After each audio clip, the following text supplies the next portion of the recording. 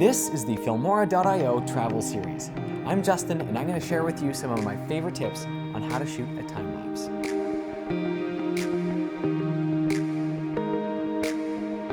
This is such a beautiful vantage point. This is the Lionsgate Bridge, which connects downtown Vancouver to the North Shore.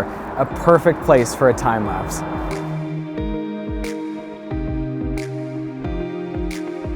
So time-lapses are a bunch of photos taken right after each other and played right after one another really fast. And that actually just makes things look like it's sped up.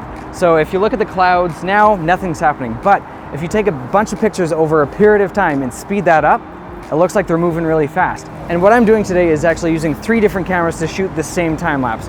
One is a professional DSLR camera that I have a lot of control over. I'm going to want to see how well that does, compared to the iPhone and compared to the GoPro. All 3 of these have a time-lapse mode in them, so I just want to see what the differences between them are, and we'll see how they turn out.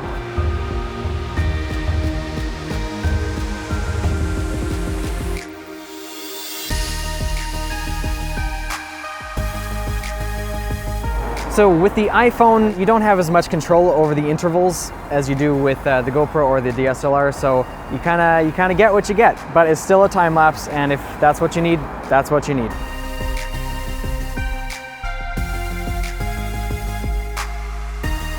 The GoPro, you do have a little bit more flexibility with it. Right now we're at a 2-second interval, but you can choose 1-second intervals, 2, 5 seconds, 10 seconds, all the way up to a minute, I think. So you really do have a lot more control with the GoPro than you do with the iPhone.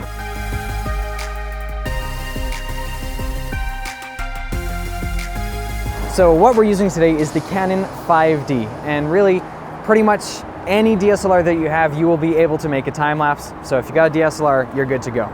So tip number 1, you need to have a tripod or something to stabilize your camera. Because if you don't, it's going to be really shaky and the time-lapse is just not going to work. You will not have a time-lapse if your camera is not absolutely still. Our second tip is to turn off all auto-stabilization. Same thing, if you have your auto-stabilization turned on, it's going to be really shaky and you're going to have little jitters in your final time-lapse. So make sure you turn that off. So our third tip is to turn on aperture priority. Aperture priority is a really good setting for people who are just starting out with time-lapses, but it's also really good because it keeps up with the light. So as you're losing light, you will still be able to see what's in your frame instead of the frame going black. And then also just another thing to keep in mind, try to keep your f-stop at around 8, because you wouldn't want to go any lower than that because you want to have most of your frame in focus. So one more tip for the DSLR, turn off autofocus. Just turn it on to manual and manually set your focus. Because if you don't, your focus it's going to be hunting and it's going to be all over the place, and each image is going to be slightly different and it's going to look really choppy.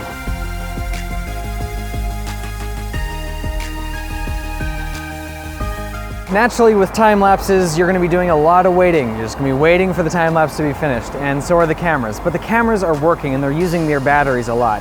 So make sure that you have extra batteries for your cameras. iPhones, you can't put in an extra battery in there, so just make sure that you bring an external battery charger with you. I'm actually using one right now to charge the iPhone as it's going, so it'll be hopefully 100% when we're done too.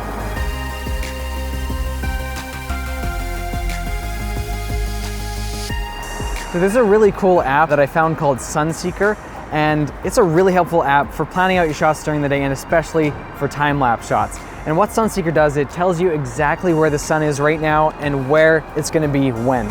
So I can tell right now, obviously the sun is set, but the sun is right here, and it's going to keep going down throughout the night. And it started over here, went all the way down. So especially for time-lapse shots, you can tell exactly where it's going to be and when.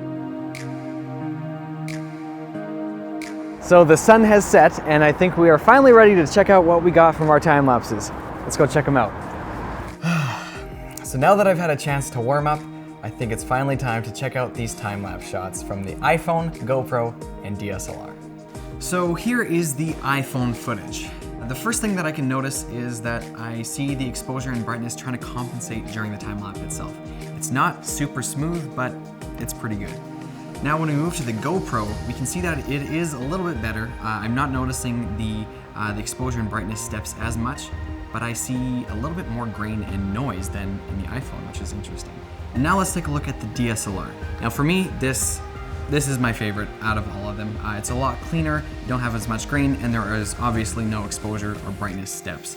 One of the really great things about either shooting on the GoPro or the DSLR is in post, you can zoom in. You can shoot at 4K and then zoom in later. You can't exactly do that on the iPhone.